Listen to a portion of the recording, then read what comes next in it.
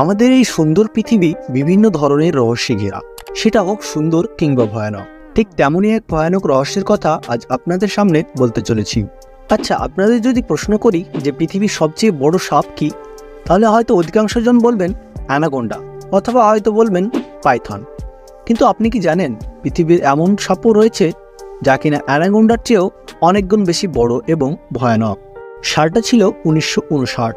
Colonel Remi van গ্লিয়ার্ড নামে একজন Belgian সৈনিক, তিনি যুদ্ধ শেষে হেলিকপ্টারে কঙ্গো নদীর উপর দিয়ে ফিরছিলেন। হঠাৎ তার চোখ হেলিকপ্টার থেকে নিচের দিকে যায় এবং এমন এক প্রাণী দেখেন যা দেখে তিনি এবং তার সাথে থাকা কোপাইলট হতবাক হয়ে পড়েন। আসলে তারা এক বিশাল দৈর্ঘ্যের অর্থাৎ প্রায় 50 ফুট দৈর্ঘ্যের সাপ দেখতে পেয়েছিল, যা কিনা এখনো পর্যন্ত দেখা সবচেয়ে বড় দানব সাপ। এর আগে তখনও পর্যন্ত সবচেয়ে বড় সাপ জানা ছিল গ্রিন অ্যানাকোন্ডা, যার দৈর্ঘ্য প্রায় 15 ফুটের মতো। এছাড়াও রেটিকিউলেট পাইথন, যা প্রায় 20 ফুটের মতো হয়ে থাকে।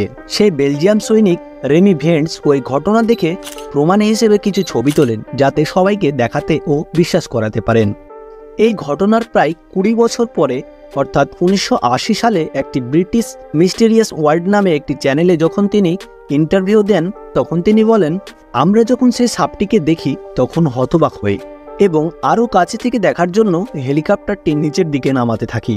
কিন্তু ভয়ানক বিষয় হলো, আমরা যখন নিচের দিকে যাই তখনই সাপটি প্রায় 15 ফুট উঁচুতে ফনা তুলে দাঁড়ায় এবং সাপটি এতই বড় ছিল যে কয়েকটি মানুষ গিলে খাওয়া তার কাছে কিছুই না।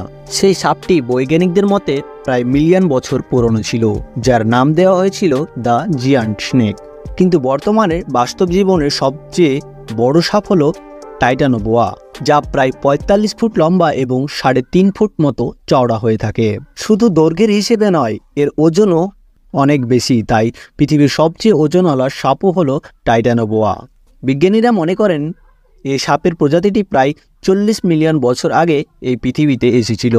এই সাপের প্রজাতিটি প্রধানত নর্থ কলম্বিয়াতে দেখা যায়। ভিডিওটি আপনাদের ভালো লাগলে লাইক দিয়ে অবশ্যই মোটিভেট করবেন, তাহলে পরবর্তীতে আপনাদের জন্য আরও ভালো কন্টেন্ট নিয়ে আসবো।